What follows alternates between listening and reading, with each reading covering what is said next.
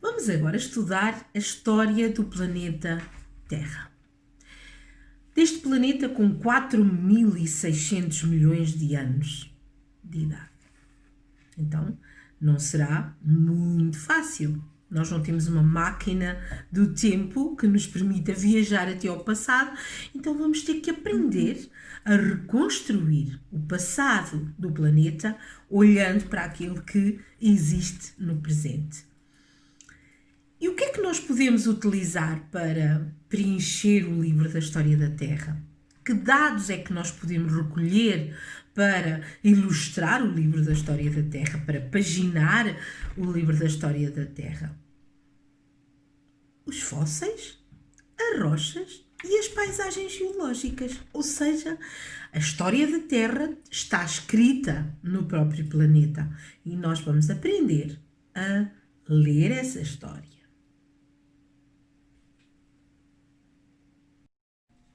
Vou lançar-vos o primeiro desafio. O que é que nós temos nesta imagem, nesta fotografia?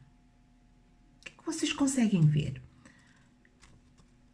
Pegadas e umas marcas de ondulação. Como quando a maré baixa na praia e nós caminhamos na areia úmida, molhada,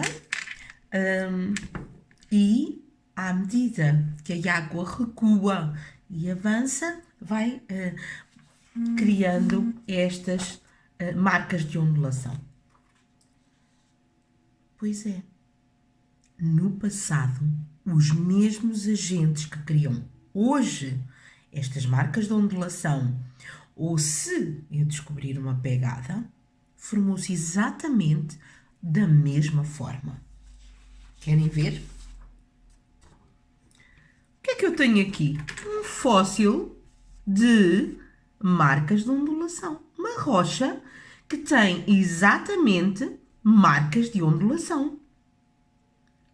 Se no presente a ondulação é feita, por exemplo, na maré baixa, como acabámos de ver naquela fotografia atual, no passado, há de ter acontecido da mesma forma. Ou então, estão a ver quando as poças de lama, a água evapora quando secam e formam as fendas de secação?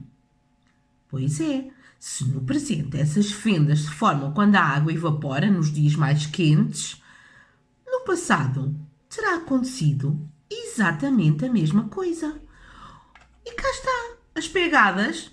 Vocês caminham na areia molhada, nos cimentos molhados, úmidos, e deixam lá a vossa pegada.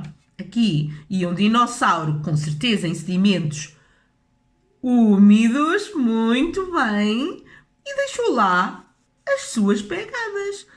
E esta, conseguem descobrir o que é?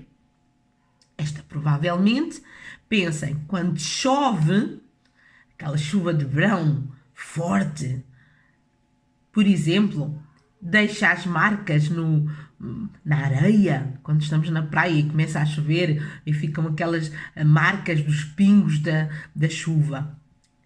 Se formam assim essas marcas da chuva no passado, aqui está, terão-se formado da mesma maneira.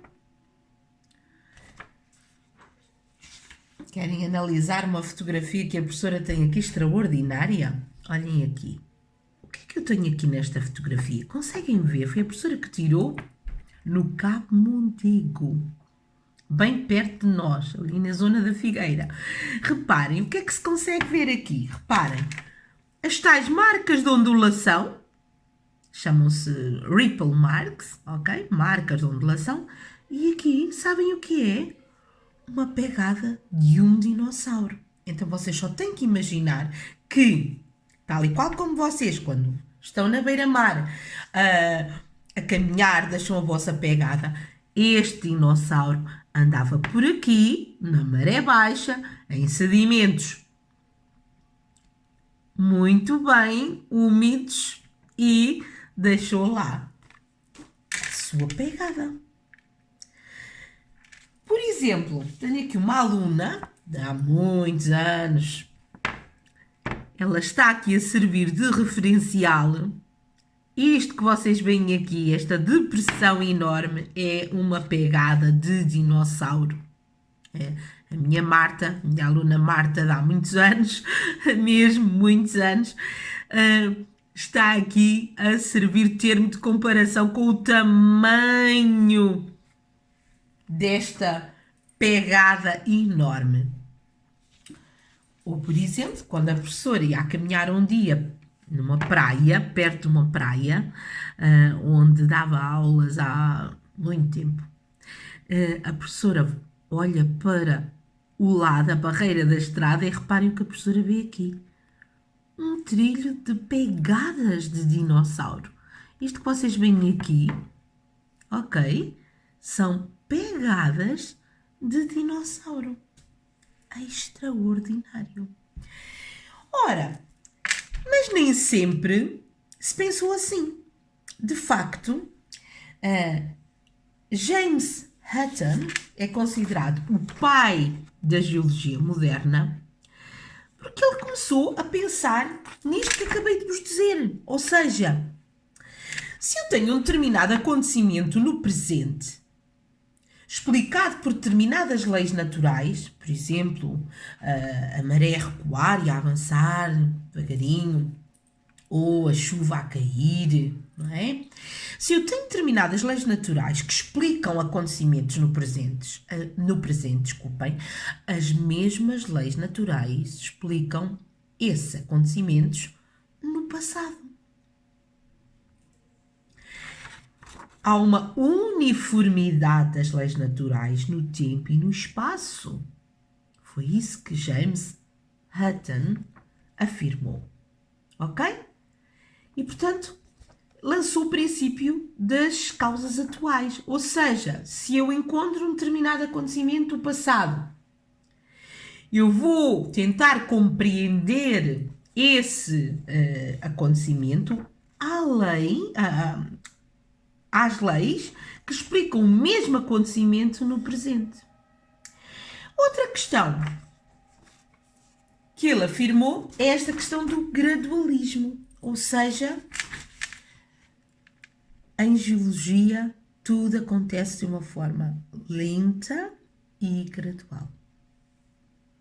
Estas são as ideias básicas para nós tentarmos perceber a paleontologia e percebermos, afinal, como é que podemos contar a história da Terra.